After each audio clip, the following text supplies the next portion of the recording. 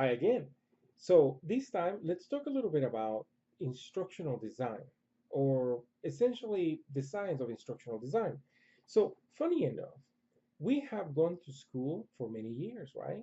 You've gone to grade school, we've gone through middle school and high school, and now we're in college. One of the interesting things is we always talk about this cognitive process that goes on. So everyone, we all, always are exposed to information. And believe it or not, we always remember a lot of information. We, of course, forget a lot of information too. But the interesting part is we get some information and we use it for later purposes. So let's talk about phones, smartphones. So if you think about it, chances are you remember when the smartphones were introduced to our lives. There was a time when the clamshell phones existed, and they didn't do anything other than place calls. As a matter of fact, some of you may remember that we didn't have cell phones. But the whole cool thing about these smartphones is you can do virtually anything you want with them. You can search the web, you can watch videos, you can do research on your favorite pop stars, you can do mathematics with it, you can do a lot of other things. And if you download any certain application, you can do your banking online, etc., etc. So the point is, when you were first introduced to a smartphone, if you think about it, you had to understand the concept of it, how it worked, how it connected, what kind of limitations existed, what advantages did it provide you, and what you could do with it.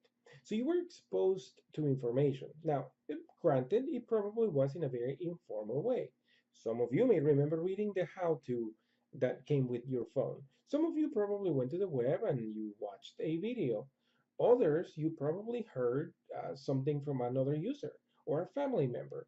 The point is, you were exposed to information in a certain way, and you probably selected the most interesting way in which to learn what your smartphone was going to do. Now, once you learned that, you started using the smartphone. And of course, fast forward, today, you just whip out your phone and you do whatever you need to do, whether it's to pay for your parking, order a pizza, or watch a YouTube video. As a matter of fact, I wouldn't be surprised. You could be watching this video on your phone. So the point is, we have been exposed to that process of instructional design in different ways throughout times. So that's not new. It is a science because we involve a couple more recipes. So think about um, components. You know how the cooking shows have the different components. So same thing. In instructional design, we have to add quite a few things. Number one, the topic. What is it that we're going to talk about? Then what is it that we want people to do? So when you get to the bottom of that, then you ask another question. Who is going to be accessing this information?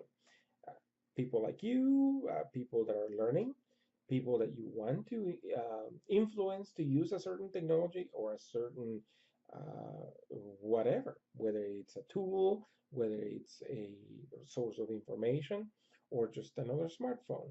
What if you want to convince someone that they should switch to a Galaxy versus an iPhone, etc.? So you have to know who you are talking to, what their preferences are, how they are going to listen to you better, etc. And then, of course, you go into the more formal part of it, which is the theory that pretty much talks about how people learn, how people listen, how people absorb information. So right now I can tell you without diving too deep into it, there are three different theories. The cognitive theory, which is what we have experienced before. In school, the teacher tells us what to do. We go do it, and we turn it in, we get graded, and we move on. Very hand-holding. I like to think of it as, here, let me take you through this maze.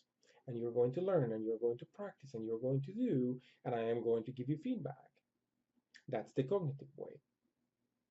The behaviorist way, that's another theory.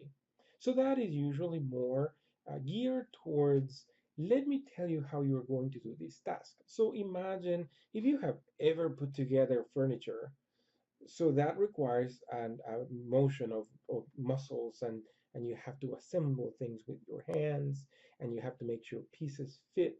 So that literally talks about a behavior. Of course, I'm talking about the psychomotor activity, but in other instances, I am also uh, thinking if you say something, if you say good morning, the other person is going to respond back to you. So that is a behavior, just to kind of give it a very basic example. And the last theory is the constructivism theory, which basically talks about providing information to the learner so that he or she can generate their own knowledge. So we are giving that person the information, not in an exclusive sequence, and then they can generate knowledge and they can choose what they want to access. So technically, we have these three theories that we're going to focus the most in, which are the cognitivism, the behaviorism, and the constructivism. And of course, there are a couple of other theories that now have surfaced based on these mixtures. For example, the social cognitivism and the social constructivism, which are just a mix of the previous two with the mix or the value of social content.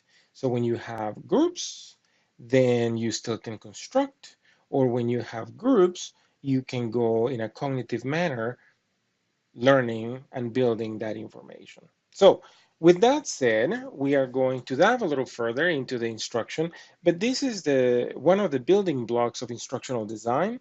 And of course, there are a couple of other components.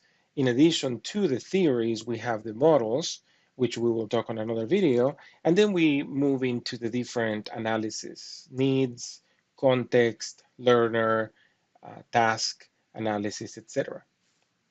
So until next time, I will elaborate a little bit more.